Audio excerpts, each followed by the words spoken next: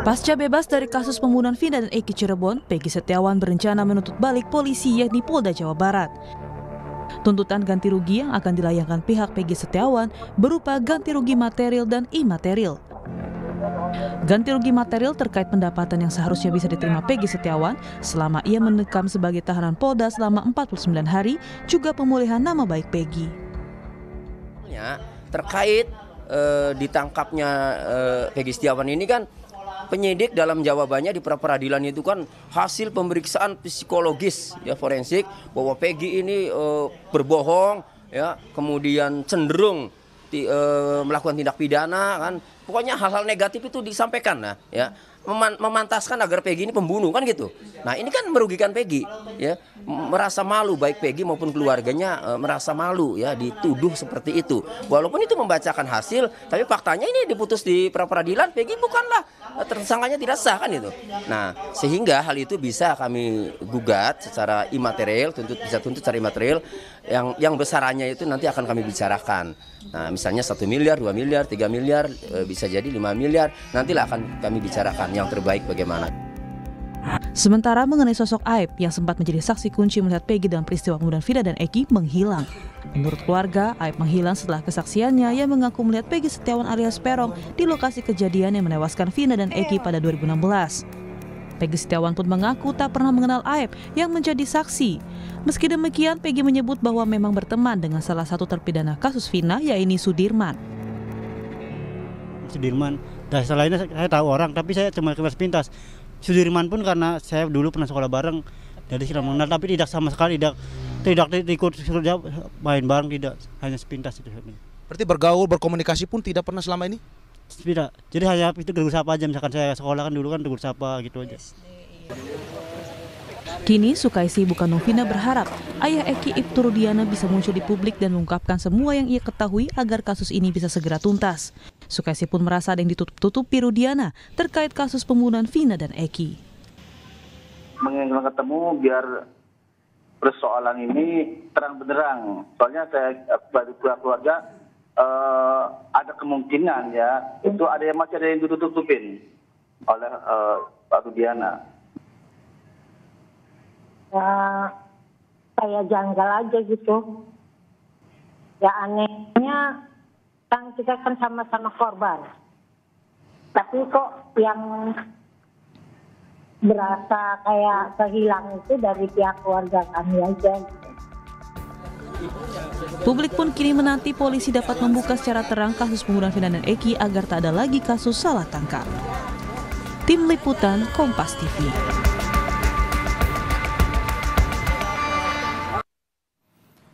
Saudara Peggy Setiawan akhirnya bebas dari status tersangkanya atas kasus pembunuhan Vina dan Eki di Cirebon. Peggy pun menuntut pihak polisian yang telah merugikan dirinya atas kasus ini. Lalu apa saja kerugian dan tuntutan yang dilayangkan Peggy? Lalu bagaimana seharusnya polisi bisa menuntaskan kasus ini? Kita ulas bersama sejumlah narasumber yang hadir di studio pagi hari ini. Ada Peggy Setiawan langsung yang saat ini sudah benar-benar menjadi warga negara Indonesia kembali ya. Warga negara biasa yang sebelumnya ditetapkan sebagai tersangka tapi sama sekali tidak terbukti. Lalu juga ada Ibu Sugianti Iriani, kuasa hukum dari Peggy Setiawan ya Bu ya. Selamat pagi Bu Yanti. Dan melalui sambungan virtual ada Kapolda Jawa Barat periode 2016-2017 Inspektur Jenderal Polisi Purnawirawan Anton Carlian. Selamat pagi Pak Anton. Selamat pagi, Assalamualaikum warahmatullahi wabarakatuh. Waalaikumsalam warahmatullahi wabarakatuh. Saya ke Kang Peggy dulu nih. Peggy, kalau kemarin saya sudah sempat nyimak ya, ada beberapa tuntutan gitu setelah Peggy bebas gitu ya, setelah dibebaskan statusnya sebagai tersangka. Ada kerugian material dan imaterial begitu kira-kira ya, Bu Yanti juga ya. Selain yang sudah dilayangkan tuntutan terhadap pihak kepolisian, ada tuntutan lain selama ini yang belum tersampaikan kira-kira ke publik, kepada polisi? Kalau saya pribadi sih menyerahkan semuanya pada kuasa hukum biar beliau yang bicara. Begitu ya. Tapi memang selama ini Peggy merasa ada kerugian yang diderita? Ya kalau misalnya kerugian itu paling ya misalkan waktu saya di dalam kan saya nggak bisa bekerja. Kalau misalkan di luar kan saya bekerja menghasilkan ya pundi-pundi rupiah buat bantu keluarga setiap minggu seperti itu. Oke. Peggy ini memang tulang punggung keluarga ya? Ya, Peggy anak pertama ya? anak pertama. Anak pertama dan menanggung 2 adik untuk sekolah begitu? Iya benar. Jadi Peggy benar-benar bekerja dan dengan adanya Peggy sempat ditangkap kemarin, itu yang menjadi kerugian begitu kira-kira Ibu Yanti? Iya, betul. Yang ada tuntutan lain selain kerugian material yang akan disampaikan ke pihak kepolisian, Bu Yanti? Mungkin kalau kerugian itu disampaikan ke pengadilan kepada kita akan melakukan gugatan secara perdata untuk tuntutan ganti rugi, namun sepanjang ini masih dibicarakan di tim kami dan belum ada kesepakatan untuk kapan akan diajukannya gugatan tersebut. Mungkin kami juga akan sebagai tim kuasa hukum akan koordinasi lagi bersama keluarga apakah memang mau mengajukan tuntutan ganti rugi atau tidak. Oke. Saya juga ingin tanya sedikit ke belakang nih, Peggy, kalau selama waktu ditahan di Mapolda ya, di tahanan, pihak kepolisian berlaku baik terhadap Peggy?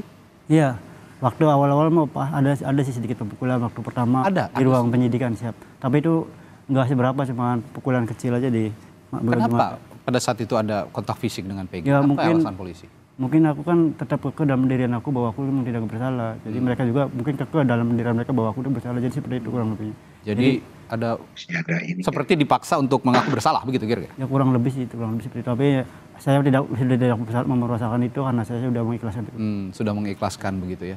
Nah kalau kondisi yang dialami Peggy seperti itu, apakah Peggy juga membayangkan bahwa kondisi-kondisi yang lain juga akan seperti itu? Maksud saya ada beberapa orang yang saat ini justru sudah putus begitu ya, sudah menjadi terpidana begitu. Apakah kira-kira punya kondisi yang sama kalau bayangan dari Peggy? Kalau menurut saya pribadi sih ya kemungkinan begitu. Tapi kan saya tidak tahu kondisi sampai itu. Oke, saya ke Pak Anton Carlian. Pak Anton, kalau apa yang dihadapi Peggy saat ini itu sudah kita sudah kita simak bersama ya dari kemarin. Setelah putusan dan Peggy akhirnya dibebaskan karena tidak terbukti melakukan kesalahan. Respons dari Anda sejauh ini bagaimana sebagai orang yang pernah memimpin kepolisian daerah di Jawa Barat, Pak Anton? Bagi saya, apapun juga keadilan harus ditegakkan. Karena walaupun bagaimana kan polisi ini penegak hukum. Dan kita harus hormati dan harus kita laksanakan tentang keputusan peradilan tersebut. Adapun misalkan dari pihak Kang Peggy dan keluarga, juga Bu Yanti yang selalu mendampingi, apabila memang sekarang mau rehabilitasi dan ganti kerugian, tolong pastikan kepada kepolisian agar surat SP3-nya itu, surat penghentian penyidikannya itu didapatkan. Karena di dalam pra-peradilan itu ganti kerugian dan rehabilitasi itu karena ada dasarnya itu penghentian penyidikan. Dan adapun apabila ini memang sudah jadi kesepakatan, mohon juga segera, karena berdasarkan surat edaran Mahkamah Agung, Bu Yanti juga tahu, nomor 11 tahun 85 itu waktunya itu hanya 14 hari setelah surat penghentian penyidikan. Ini jadi harus segera gitu kan dilakukan. Adapun mungkin kita ketahui bersama masalah ganti rugi itu diatur di dalam pasal 22 dan pasal 95 KUHP. Adapun rehabilitasi pasal 23 dan pasal 97. Nah, namun untuk besarnya kerugian material terutama itu kita ketahui bersama juga diatur dalam peraturan pemerintah nomor 92 tahun 2015, di mana kalau hanya penghentian penyidikan saja tidak menimbulkan luka, tidak menimbulkan kematian, dari 500.000 sampai 100 juta ganti kerugian dari negara. Namun apabila ada luka berat, nah itu dari 25 juta sampai 300 juta. Itu berdasarkan. Dan apabila menimbulkan kematian itu 50 juta sampai 600 juta. Jadi saya selaku mantan Kapolda 2016-2017 sekali lagi mengucapkan selamat kepada Kang Peggy, dan saya atas nama pribadi juga mohon maaf atas perilaku ya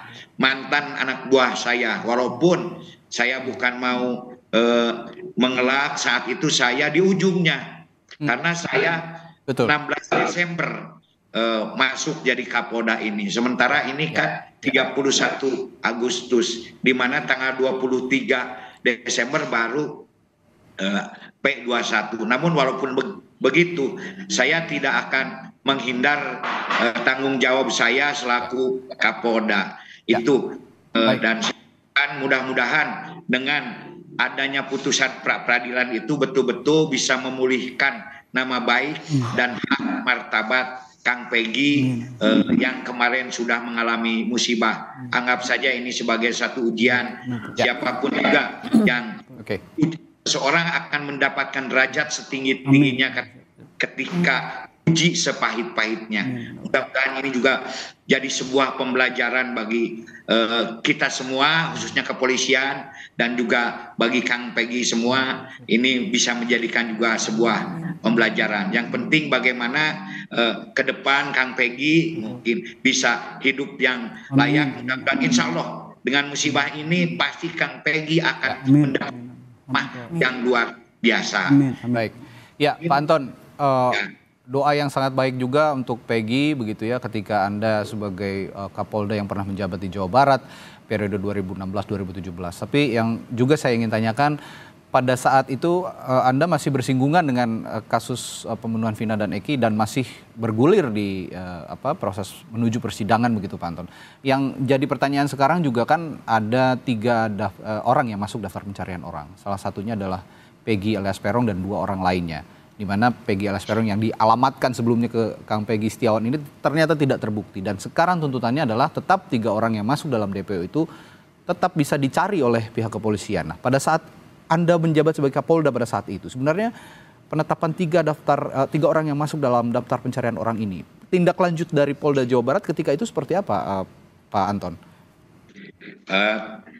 Terus terang saja saat itu kasus ini ya tidak menjadi satu atensi khusus. Karena sudah di ujung. Kenapa demikian, Pak Anton? Tidak menjadi atensi khusus? Kan di dalam sebuah perkara itu ada yang menjadi atensi khusus, ada yang tidak. Masalah tidak jadi atensi khusus kan dari ya pelaku-pelaku atau dari hal yang sebelumnya dari para penyidik itu tidak dijadikan sebuah atensi khusus. Kenapa? Karena sudah mau P21 dan tidak menimbulkan riak seperti sekarang, sehingga tidak kan di dalam sertijab itu ada pelaporan. Nah, mana kasus yang menjadi atensi khusus dan mana yang tidak. Jadi mereka saat itu mungkin sudah puas dengan adanya P21 tersebut. Adapun masalah DPO itu sendiri, ini DPO memang harus dicari apapun juga. Anda sependapat ya bahwa DPO ini tetap harus dicari begitu ya? Ya harus dicari tetap. Kenapa? Karena ini sudah jadi keputusan pengadilan itu poinnya. Tingkat pengadilan sampai tingkat Mahkamah Agung. Dan ini pun juga sudah bukan tanggung jawab satu institusi saja, tapi tanggung jawab criminal justice system. Makanya saya berkali-kali mengusulkan perlu adanya satu eksaminasi.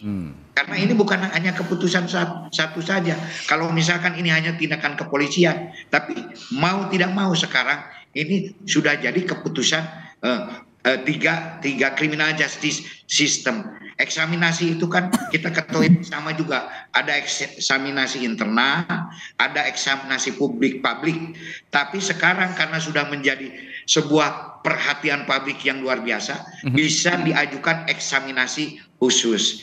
Apa eksaminasi itu? Untuk menguji bagaimana penuntutan jaksa, untuk menguji bagaimana prosedur keputusan hakim itu bisa dievaluasi dan bisa analisa. Dan semuanya juga kan kita harus melalui satu processing penegakan hukum dan ranahnya ada di sana, termasuk untuk para penyidik pun juga perlu diadakan audit penyidikan atau audit investigasi. Sebagaimana dari awal saya pernah menyampaikan, tolong ini adakan audit investigasi agar kita bisa merekonstruksi ulang siapa sebetulnya tersangkanya. Oke, ini yang harus sama-sama kita cermati. Karena kan salah satu permasalahan saksi ini saksi ini harus didalami, betul tidak? Bahkan saya berkali-kali mengatakan, apabila membuat sebuah kesaksian palsu akan diancam pasal 242 sumpah palsu yang ancaman hukumannya sendiri adalah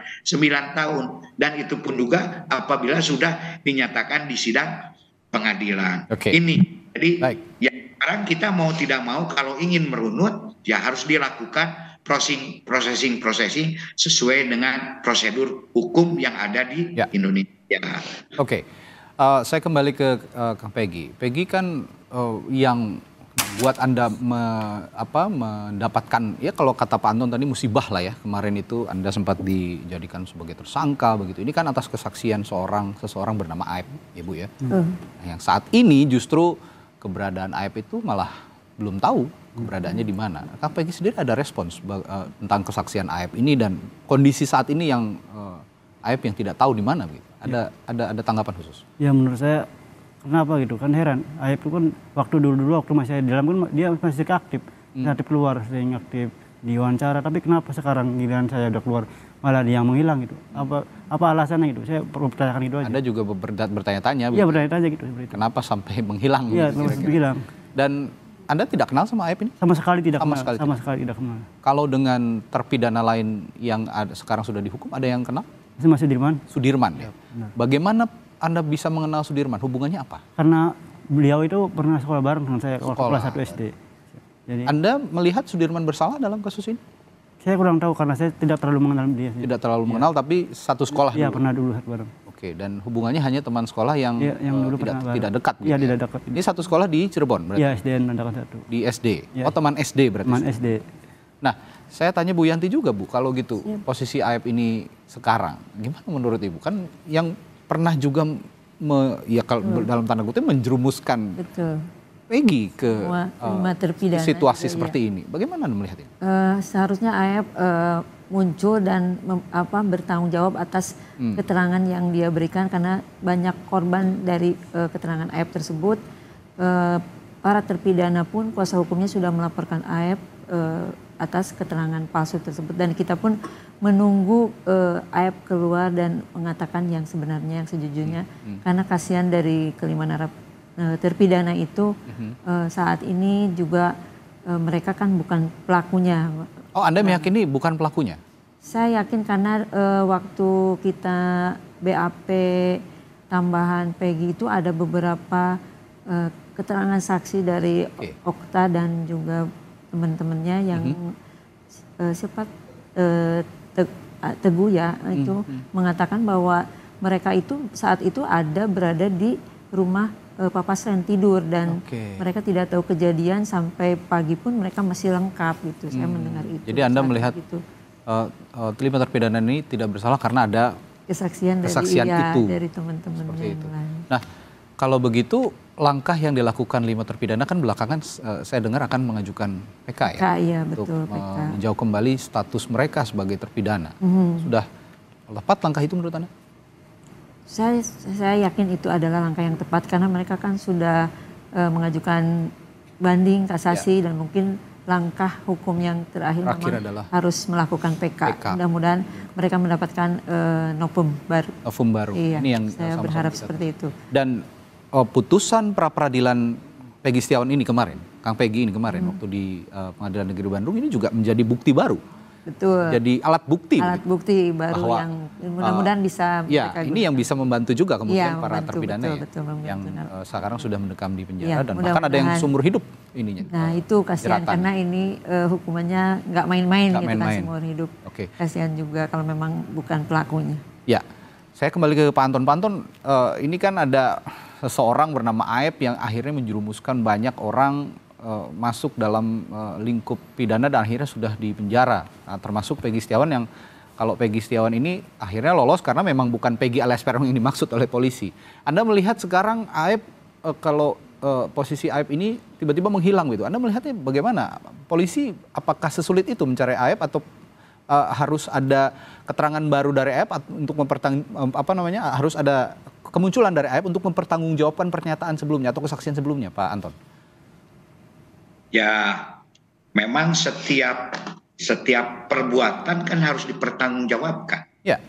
Apalagi ini menyangkut ya status orang lain. Dan dari awal juga saya menyatakan bahwa kesaksian itu adalah salah satu alat bukti yang paling rawan. Ya. Karena lidah tidak bertulang.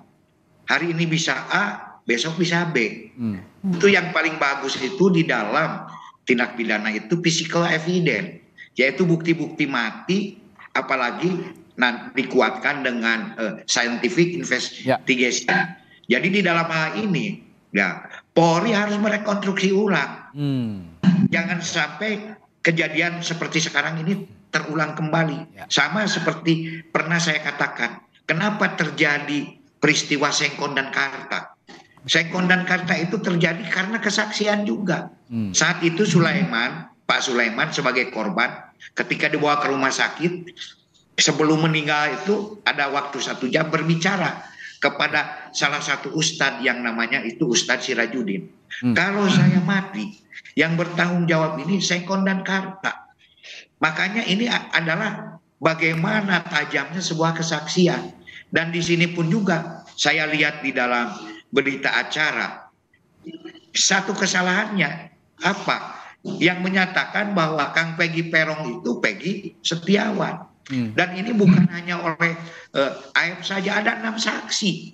Sehingga di dalam hal ini kepolisian dari kesaksian ini bisa tersesat. Nah justru bukan hanya Aep, ada 6 saksi yang harus dikonfrontir, yang harus ditajamkan kembali.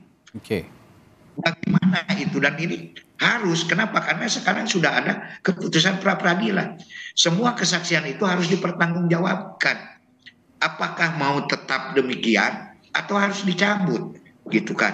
Nah ini pun juga ya harus betul-betul Polri mampu memberikan jawaban kepada publik, gitu. Karena ini sekarang sudah jadi pertanyaan publik, gitu kan.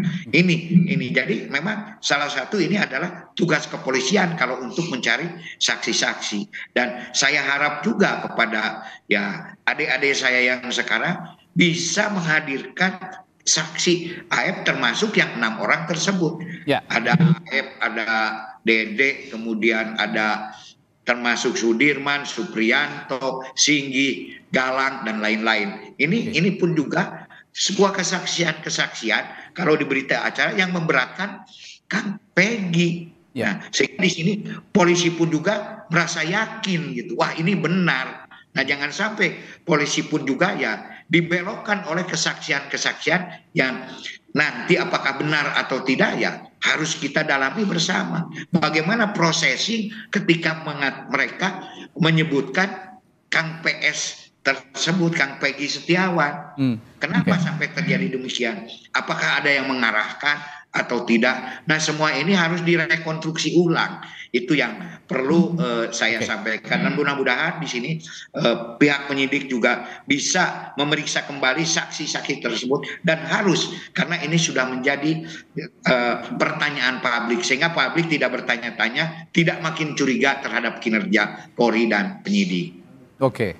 Nah ini saya juga tertarik Pak Anton ketika Anda tadi mengatakan atau mengungkap begitu ya. Mungkin ini baru ketahuan sekarang juga bahwa kasus Vina ini pada saat Anda melakukan sertijab dengan Kapolda sebelumnya begitu, ini tidak menjadi atensi sehingga tidak diestafetkan dengan menjadi atensi khusus gitu ya kasus ini. Saya tertarik dengan keterangan Anda yang tadi.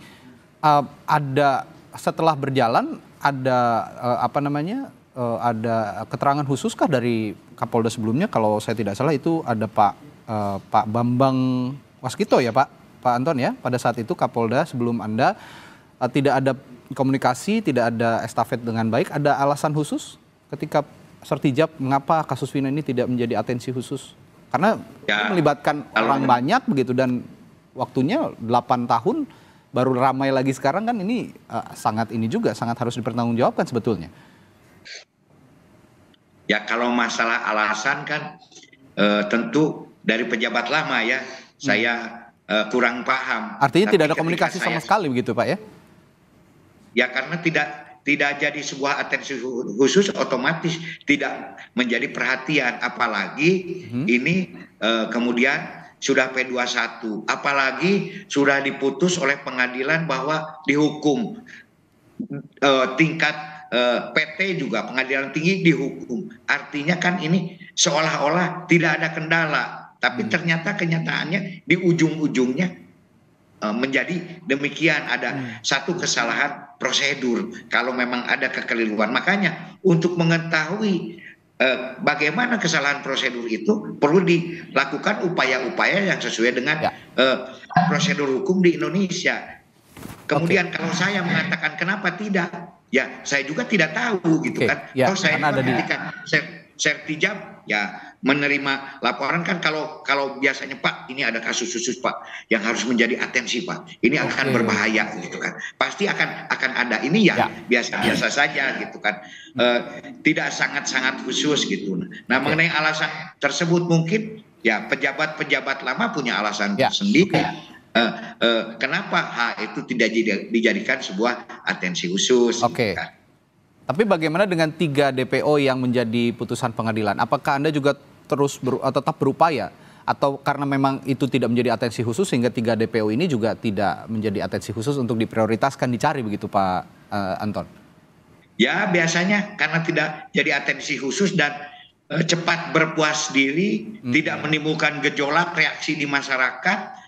Ya, sementara pekerjaan itu begitu banyak sehingga ya sudahlah, udah menangkap 8 juga mungkin ya, udah menangkap 8 juga ini sudah merupakan sebuah prestasi. Padahal apapun juga secara teknis ini harus tetap dikejar yang 3 orang itu. Kenapa? Karena kan di dalam keputusan Mahkamah Agung sudah jelas bagaimana peran Peron, bagaimana peran Andi, bagaimana peran Dani, itu sudah jelas. Ada peran-peran, otomatis kalau ada peran kan ada wujudnya, ada sosoknya, ada makhluknya, dan itu tetap harus dicari gitu kan. Dan tidak bisa juga mengatakan bahwa ini fiktif, tidak ada, harus betul-betul diupayakan secara maksimal. Saya setelah jeda nanti akan tanya juga ke Kang Peggy. Ini kan banyak tuntutan dari publik gitu, Kang Peggy, Bu Yanti, Pak Anton juga. Saya kemarin berbincang dengan beberapa analis kepolisian, lalu pakar hukum pidana begitu, bahwa sebenarnya kasus ini yang harus dikejar ujungnya adalah penangkapan 3 DPO yang dimaksud. Sampai saat ini belum tertangkap begitu. Bahkan sampai ada salah tangkap nih, Kang Peggy menjadi korban salah tangkap karena gara-gara 3 DPO ini nggak ketemu-ketemu gitu lah kasarnya begitu. Nah ada tuntutan bahwa kasus ini lebih baik dibuka kembali mulai dari proses penyelidikan, penyidikan, lalu sampai ke persidangan begitu. Ini berentet. Meskipun Kang Peggy saat ini sudah tidak ada sangkut pautnya sama sekali dengan kasus pembunuhan Vina ini, bersih namanya Kang Peggy ini bersih. Tapi setidaknya kan sudah menjadi atensi masyarakat. Nah kita sebagai masyarakat biasa juga punya atensi khusus akhirnya dengan kasus pembunuhan Vina. Saya akan tanya ke Kang Peggy bagaimana pendapat Kang Peggy nanti setelah jeda jika kasus ini dibuka kembali dan melibatkan Mabes Polri di dalamnya untuk mengulang kembali perunutan kasus pembunuhan Vina dan Eki. Sesaat lagi di Sapa Indonesia Pagi. Tetaplah bersama kami.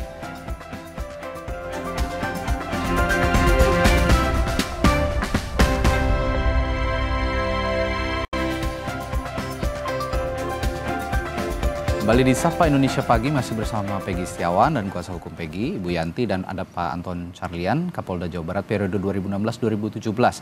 Saya ke Kang Peggy nih.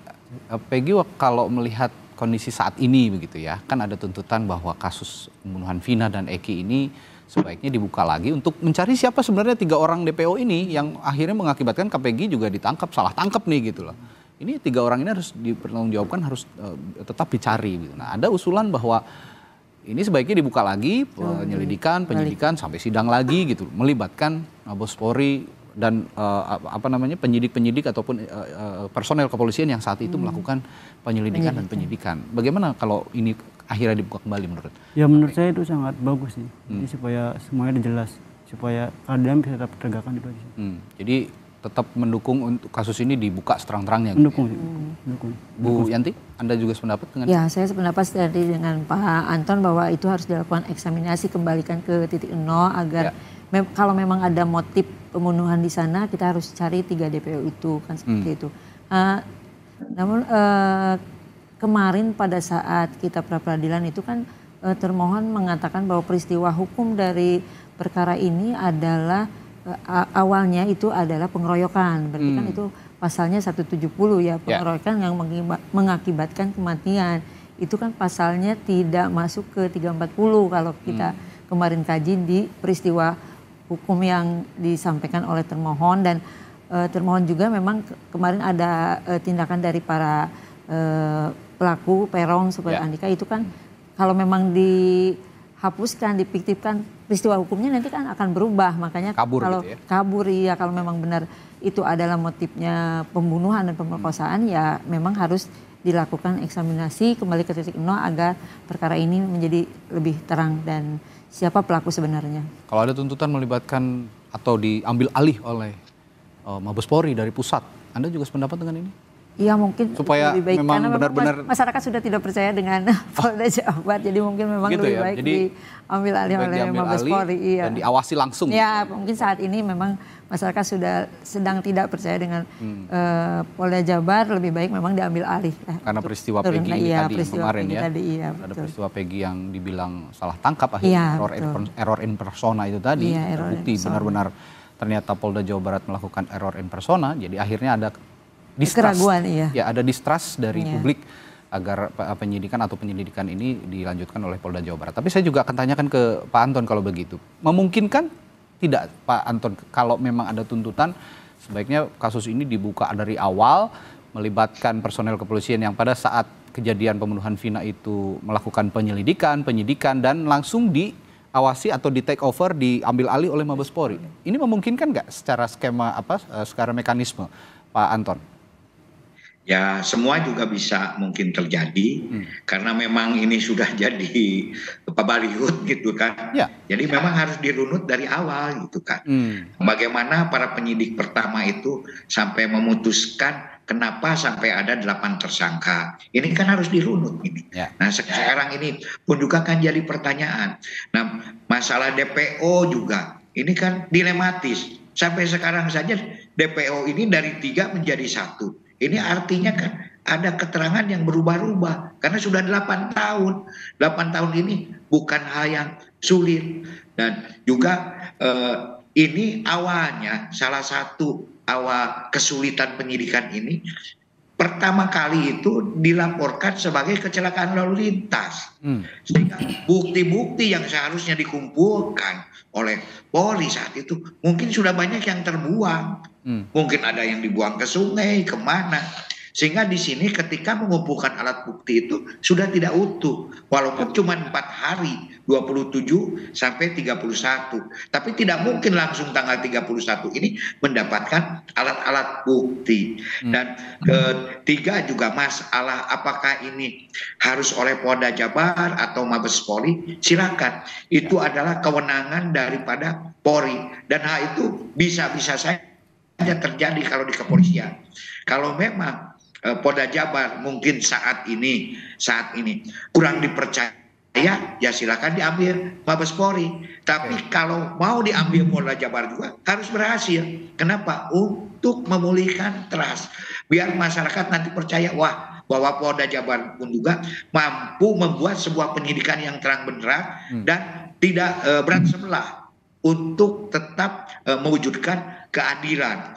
Nah, sehingga mungkin di sini harus mampu karena Kang Peggy ini kan dipulihkan haknya dan juga harus dihentikan penyidikannya. Otomatis kalau lihat daripada keputusan pra-peradilan, Kang Peggy itu sendiri sudah keluar dari ranah tersangka yang ada di kasus yang sehingga otomatis kita harus mencari Peggy Peron yang sebenarnya itu siapa. Yang sudah kalau pra-peradilan yang sudah bukan Kang Peggy lagi. Karena Kang Peggy di sini ada keputusan harus dihentikan penyidikannya. oleh hakim ini. Otomatis tidak boleh lagi menyentuhkan Peggy di sini. Kalau lihat klausul hukum di pra-peradilan, ya otomatis Polri harus mencari Peggy Peron ini sebetulnya siapa sih? Nah, ini adalah tantangan yang besar bagi Polda Jabar. Masalah apakah itu Bareskrim atau Polda Jabar kita serahkan saja kepada para pejabat Polri sekarang. Tapi saya juga sebetulnya setuju juga sih kalau Bareskrim, karena dengan Bareskrim dari pusat itu, begitu ya. Ya segala sesuatunya sudah lebih lengkap lah. Di sana ada dokter kehakiman, di sana ada forensik, ada inapis dan lain-lain, sehingga koordinasinya itu bisa lebih cepat begitu kan. Dan satu lagi bahwa bukti-bukti saintifik tadi yang physical evidence yang dimaksud oleh Pak Anton ini juga mungkin kalau di take over oleh Bareskrim, oleh Mabes Polri bisa muncul akhirnya begitu, yang selama ini tidak muncul akhirnya bisa muncul. Nah, yang diharapkan itu oleh publik, termasuk juga kalau memang sejak awal ternyata sudah salah prosedur, sudah salah penetapan, jangan-jangan 3 DPO ini yang dimaksud bukan orang yang itu begitu, ada orang lain yang sengaja disembunyikan tapi diubah begitu namanya menjadi 3 orang yang masuk dalam DPO. Ini bisa saja terjadi dan makanya harus diaudit. Harus diaudit, betul Pak Anton. Nah, sejak awal memang dirunut lagi sejak awal. Jadi dalam hal ini Pak Anton juga kalau saya tangkap sependapat dengan tuntutan publik ya Pak Antonnya untuk merunut kembali kasus ini dari awal dan diambil alih oleh pusat. Nah, ada satu lagi yang jadi pertanyaan publik. Ibtu Rudiana, ayah dari korban juga sebenarnya, korban Eki ya, yang saat ini justru belum muncul ke publik dan tidak tahu keberadaannya di mana, belum tahu hingga saat ini. Pada saat itu juga memberikan keterangan yang memberatkan lah, bisa dibilang memberatkan para terpidana, termasuk juga ada singgungan dengan Peggy juga pada saat itu. Peggy melihat Ibtu Rudiana sekarang tidak ada, bagaimana kalau melihat? Ya, saya juga kembali bingung, hampir kayak Ayub, saya juga bingung kenapa gitu,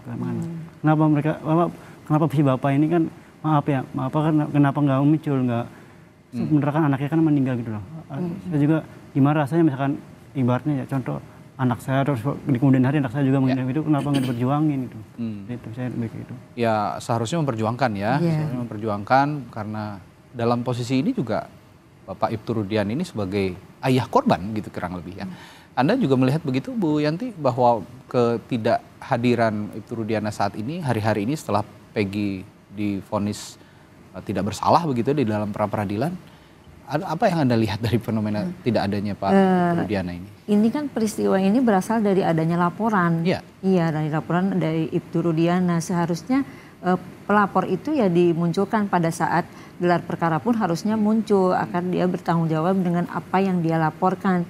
Kalau perkara ini berawal dari adanya laporan, harusnya setiap orang yang ditetapkan untuk menjadi tersangka itu harus dilakukan pemanggilan terlebih dahulu. Iya, kecuali memang tertangkap tangan. Pada saat itu kan tidak tertangkap tangan ke 5 terpidana pun karena ada laporan dari Rudiana. Kenapa tidak dilakukan pemanggilan terhadap mereka untuk dilakukan klarifikasi dan bisa dipertemukan, dikomportir dengan pelapor seperti itu. Apakah betul laporan itu seperti ini dan mereka menyatakan apakah betul dari Rudiana ini begini, dan itu harus dikomportir seharusnya kalau memang itu ada laporan. Karena laporan awalnya ini dari Ibtu Rudiana begitu. Betul. Saya tanya juga ke Kang Peggy, pernah berkomunikasi dengan Pak Ibtu Rudiana sebelumnya? Sama sekali tidak pernah. Belum pernah ya? Sama sekali tidak. Dengan Bu Yanti juga belum pernah? Belum pernah. Kita belum pernah. Harusnya kan pada saat gelar perkara itu kita bisa bertemu, tapi tidak pernah dipertemukan. Pada ini saya agak mundur sedikit ya, ketika Kang Peggy waktu itu dijerat begitu oleh polisi, ada upaya sebenarnya untuk menghubungi Ibtu Rudiana, Bu Yanti, pada saat itu? Kita hanya meminta kepada pihak penyidik untuk menghadirkan Ibtu Rudiana, termasuk pada saat peradilan pun kita meminta agar Ibtu Rudiana dihadirkan karena dia sebagai pelapor gitu, agar bertanggung jawab dengan apa yang dia katakan di dalam BAP-nya. Tapi pada nyatanya tidak diindahkan. Tidak pernah dihadirkan. Oke. Pak Anton, Anda melihat posisi Ibtu Rudiana yang saat kejadian ini sebenarnya ayah dari korban juga begitu ya dalam kasus pembunuhan Vina dan Eki ini, dia memberikan laporan dan akhirnya kasus hukumnya berjalan, tapi setelah 8 tahun berselang ada yang menimpa Peggy Setiawan hari ini, tapi ternyata juga tidak terbukti, dan sekarang tiba-tiba menghilang. Apa yang Anda lihat dari posisi Ibtu Rudiana saat ini, Pak Anton? Saya kira kalau Ibtu Rudiana ini tidak menghilang. Di samping banyak pertanyaan, kita pun juga harus apresiasi. Karena yang membuka awalnya kasus kecelakaan menjadi kasus pembunuhan atau pengeroyokan ini adalah Ibtu Rudiana. Dan tentu saja kenapa sampai ada muncul 8 sampai 11 tersangka, Ibtu Rudiana pun juga pasti mendapatkan satu keterangan saksi. Nah, pada akhirnya ini kita harus kembali merekonstruksi keterangan saksi. Apa mungkin Ibtu Rudiana itu ujung-ujung tahu ini 8 A, B, C, D? Tentu saja ini berdasarkan keterangan saksi. Nah, keterangan saksi saat itu siapa yang kemudian dilaporkan kepada para penyidik Reskrim Nah, justru jangan sampai keterangan saksi ini malah menyesatkan. Nah, jadi tidak bisa kita pun juga terlalu menyalahkan Ibtu Rudiana. Karena mungkin saja Ibtu Rudiana ini korban dari keterangan saksi yang menyesatkan. Gimana pun juga kita harus menghargai beliau. Karena anak satu-satunya, coba kalau kita lihat dari runut peristiwanya itu istilahnya bukan dengan sangat sadis. Bahkan saat itu katanya, kenapa sampai ditarik oleh Polda Jabar? Karena dianggap para pelakunya itu sangat sadis dalam melakukan pembunuhan. Di samping hal-hal pertimbangan lain yang asalnya dari Polresta Cirebon dilimpahkan atau ditarik oleh Polda Jabar untuk menghindari reaksi-reaksi masyarakat saat itu. Jadi di sini status Pak Rudiana pun juga kita harus, kalau kita melihat teori kausalitas, pasti mendapatkan satu kesaksian yang memang meyakinkan beliau bahwa 11 orang itulah tersangkanya ini, karena tidak mungkin ujuk-ujuk gitu kan. Itu jadi tetap harus direkonstruksi kembali saksi awal tadi melalui audit penyidikan gitu. Artinya yang sudah kita bahas tadi, jika memang ada proses penyelidikan dan penyidikan ulang dari awal begitu ya, melibatkan Polri dari pusat Mabes Polri, posisi Ibtu Rudiana ini sangat penting karena sebagai pelapor awal dan juga tetap harus bisa digali lagi keterangannya, termasuk juga proses penyidikan dan penyelidikan oleh para anggota Polri yang pada saat kejadian kasus ini bergulir sedang bertugas, baik itu di Polres Cirebon lalu juga di Polda Jawa Barat. Nah, terakhir sebelum saya tutup, Kang Peggy, saya tanya aktivitas sehari-hari nih ya, setelah terbebas dari apapun begitu ya, dari tuduhan apapun. Sekarang Kang Peggy sudah menjadi warga negara biasa gitu. Apa yang akan Anda lakukan di hari-hari depan nanti? Ya, untuk hari-hari ke depan saat ini dulu khususnya saya ingin lebih kumpul lagi, lebih melepas rasa kangen lagi sih bersama keluarga. Jadi bisa mengulang-ulang masa lalu yang sempat di dalam saya rasakan tidak pernah saya dapat di dalam itu. Saya sangat merindukan hal seperti ini dan alhamdulillah kemarin lusa kan saya udah keluar dan udah bisa kembali kumpul sampai saat ini dan itu sangat luar biasa. Dan untuk kedepannya saya ingin kembali beraktivitas dan kembali ingin terus melanjutkan mimpi dan cita-cita saya untuk bisa membagian keluarga. Sudah ada kerjaan lagi nih? Udah nunggu ya kayaknya kerjaan? Ya, ini alhamdulillah ada beberapa sih, kata si Bianti juga ada beberapa alhamdulillah. Tapi kalau misalkan saya serahkan lagi, kalau misalkan rezeki saya ada di bangunan ya saya lanjut ke bangunan, tapi misalkan ada rezeki yang lebih bagus ya insya Allah saya akan coba. Nanti akan berdomisili di Bandung apa di Cirebon? Kalau kemarin kan banyak kerja di Bandung, nanti akan di Cirebon apa di Bandung? Itu tergantung pekerjaan sih Pak. Kalau misalkan di kerjaan ada kerjaan yang, kalau misalkan di Cirebon ada kerjaan yang bagus atau misalkan yang cocok nyaman dengan saya ya saya ambil di Cirebon. Atau misalkan ada yang di Bandung ya di Bandung, atau misalkan ada di kota lain juga saya ambil gitu. Akan diambil juga, pokoknya menggapai cita-cita dimanapun akan dikejar gitu ya. Benar-benar. Cita-citanya apa sih Kang Peggy? Kalau kita boleh tahu sebenarnya Kang Peggy itu punya mimpi apa gitu loh? Mimpi yang paling pertama dalam hidup saya itu ada membagian keluarga, saya melihat kedua orang tua saya hidup bahagia, melihat adik-adik saya tumbuh dewasa terus bisa menjadi anak-anak sukses lah. Jangan sampai kayak saya kan cuma lulusan SMP. Iya, jadi sederhana ya mimpi Kang Peggy, tapi sangat mulia untuk membahagiakan keluarga, karena ya itu yang kita tuju. Bahagia sudah cukup begitu ya, tidak usah muluk-muluk. Kalau untuk harapan terakhir untuk kasus ini, ada pesan-pesan terakhir untuk mereka-mereka yang masih bergulat dengan kasus pembunuhan Vina dan Eki ini. Semoga masalah ini bisa cepat selesai dan semoga masalah ini bisa tuntas sampai ketemu dalang di balik pelaku semua ini siapa sebenarnya, seperti apa, dan semoga korban juga bisa mendapatkan keadilan yang benar-benar, gitu aja. Oke, Bu Yanti, ada pesan untuk semua yang masih bergulat dengan kasus ini?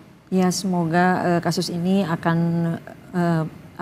kebenaran akan menemukan jalannya, dan Polda Jabar kalau memang harus dilakukan penyidikan oleh Polda Jabar lebih berhati-hati lagi.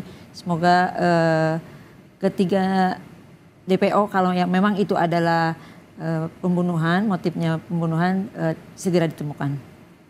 Terakhir Pak Anton, pesan Anda untuk junior-junior Anda mungkin yang saat ini masih berkutat dengan kasus pembunuhan Vina karena ada tuntutan tetap untuk mengungkap kasus ini seterang-terangnya. Bagaimana Pak Anton? Ya, jadikan pembelajaran tentang salah error persona ini, salah tangkap ini sebagai suatu pembelajaran yang sangat berharga, yang sangat pahit. Karena apabila hal ini terjadi, saya ingat waktu itu jadi penyidik sebelum disumpah. Kalau salah tangkap itu pelanggaran HAM yang serius. Nah, kedua juga mohon dibentuk tim khusus. Ya. Tim khusus apakah di Barreskrim, di Polda Jabar yang betul-betul kuat. Sehingga tim ini terpadu, sehingga betul-betul bisa mengungkap masalah kasus Vina dan Eki ini.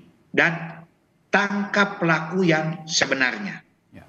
Yang ketiganya, agar pihak Polri responsif terhadap isu-isu. Jangan sampai isu ini dibiarkan terus. Ya. Ketika ada pertanyaan-pertanyaan, harus bisa segera diberikan keterangan kepada publik. Sehingga tidak menjadi sebuah isu-isu yang liar. Dan keempatnya ya, kita semua sama-sama berharap ya mudah-mudahan peristiwa ini bisa terang benderang, dan juga mudah-mudahan Kang Peggy juga bisa menjalani kehidupan yang lebih baik. Bahkan kalau menurut saya kayaknya ini mau jadi aktor nih, karena sudah banyak. Amin.